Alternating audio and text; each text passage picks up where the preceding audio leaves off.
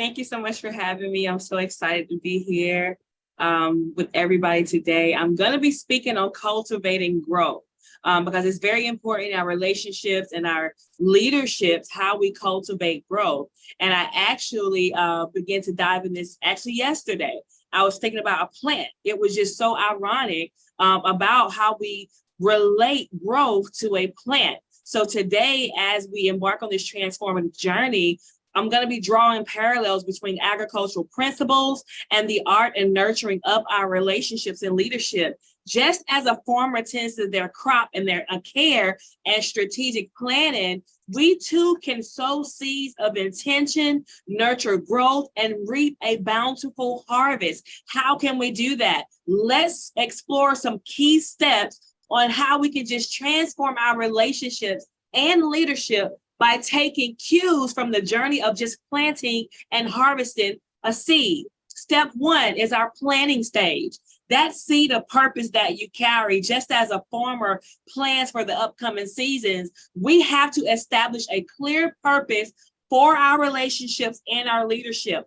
We have to define our intentions, set goals that are achievable, outline the values that we want to cultivate, and also understand that purpose that each and every one of us carry. It gives direction and it helps us to stay committed when challenges arise. Okay. Step number two is our planning phase. The soul of environment. The soul represents the environment in which relationships and leaderships thrive.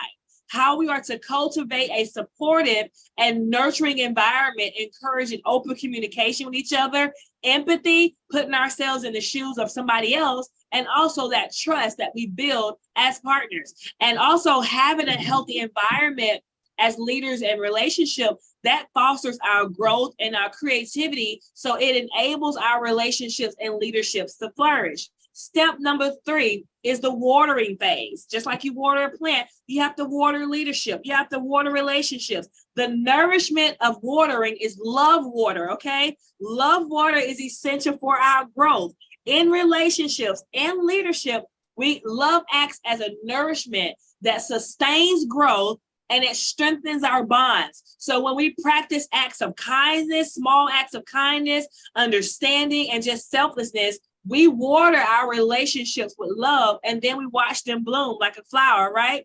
Step number four is the sunlight that we need in our leadership and our relationships. The sunlight is the vision, okay? And it represents clarity. In leadership, when we cast a compelling vision that inspires others to follow, in relationships, we share mutual goals and dreams and support one another's aspirations, right? So that vision acts as a guiding light that illuminates our paths to the success that we are going to fulfill.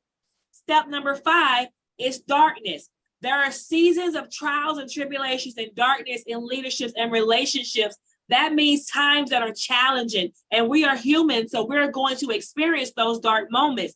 But in those dark moments, it does not mean you are accounted out. In both relationships and leadership, when you face those hardships and when you face those difficulties, we learn to embrace those seasons because those are opportunities for growth in your darkness and learning, being able to glean and support somebody else. You may be in a dark season, but I'm going to keep growing and I'm going to keep learning and I'm going to be adaptable so that I can be resilient in the face of darkness. And it's going to lead to greater strength and greater wisdom as you go on your journey. Step number six is our nurturing steps, okay? That care of support and nurturing your relationships and leaderships requires ongoing care and support. Also, it requires you to encourage and empower those around you, okay? Invest time in developing their skills and celebrate their success. That's nurturing someone else.